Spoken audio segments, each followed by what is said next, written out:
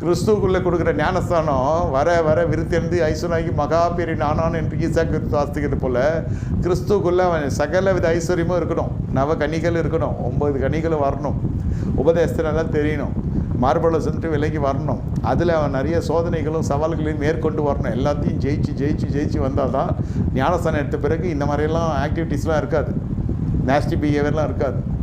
பணம் எங்கே இருக்கணுமோ அங்கே இருக்கும். இந்த பணன்றவங்க பின்னாடியெல்லாம் பணமே இருக்காது, பண கஷ்டம் வந்துடும், பணமே கஷ்டமாயிடும் அவனுக்கு. எனக்கு தெரிஞ்ச நிறைய பேருக்கு பணம் என்ன கூட தெரியாது. என் விசுவாசிங்கெல்லாம் நான் பார்த்துருக்கேன், ரொம்ப சாஃப்டாக, ரொம்ப ஒரு மாதிரி பார்த்தாலே ரொம்ப பொலைட்டாக இருக்கும். உண்மையிலே சாட்சி சொல்கிறேன். அதெல்லாம் பார்த்தீங்கன்னாக்கா எங்கேருந்து சொத்து வருதுன்னே அவங்களுக்கு தெரியாது. நல்ல புருஷன், திறமையான அடிமை,